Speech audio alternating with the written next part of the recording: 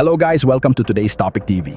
Isang insidente ng snatching ang naganap sa Brixtonville, Barangay 175, Camarin, North Caloocan City, na muling nagbigay babala sa mga residente na maging alerto, lalo na tuwing madaling araw. Bandang 3:30 ng madaling araw, nangyari ang krimen sa harap mismo ng isang tindahan. Ayon sa biktima na si Irish Ricafort, may lumapit sa kanya na lalaki na kunwari ay magpapa-cash in sa GCash.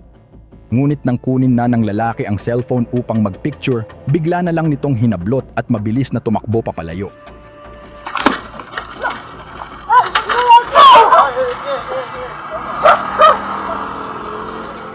Sinubukan pang habulin ni Irish ang snatcher, pero may kasabwat pala itong nakasakay sa motorsiklo. Sa loob lamang ng 6 na minuto matapos ang insidente, nailipat na ng mga suspect ang mahigit 10,000 mula sa GCash account ng biktima. Bukod sa cellphone, pati ang kapanatagan ng loob ni Irish ay tuluyang nawala. Ayon sa kanya, hanggang ngayon ay nanginginig pa rin siya tuwing may motor na dumaraan sa 10 oras ng gabi. Nakapagpa-blotter siya bandang 10:00 ng umaga matapos makabalik ang kanyang asawa, ngunit 1 buwan na ang lumipas at wala pa ring update mula sa mga awtoridad.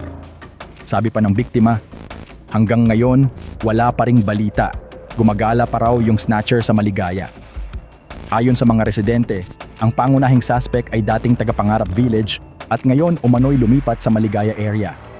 Kaya panawagan ng mga taga-Caloocan, higpitan pa ang seguridad sa lugar, lalo na sa mga oras na kakaunti ang tao sa kalsada.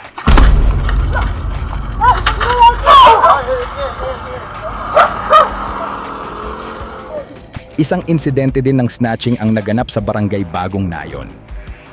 Ayon sa may-ari ng bahay, nakuhanan ng kanilang CCTV ang mismong mukha ng suspect, pati na rin ang eksaktong oras ng pangyayari.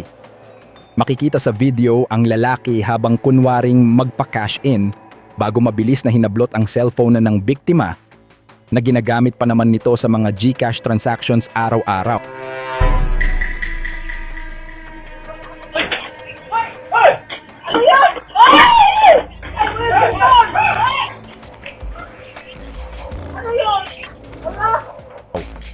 Agad nilang nai-report ang insidente sa Barangay Bagong Nayon at ngayon ay umaasa ang mga biktima na maibabalik ang kanilang access sa numero, GCash at Facebook account na kinuha ng magnanakaw.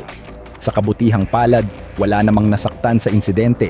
Gayunman, dahil sa nangyari, nagpaalala ang pamilya na maging mas maingat, lalo na kapag may mga taong biglang lumalapit sa 10 oras ng gabi.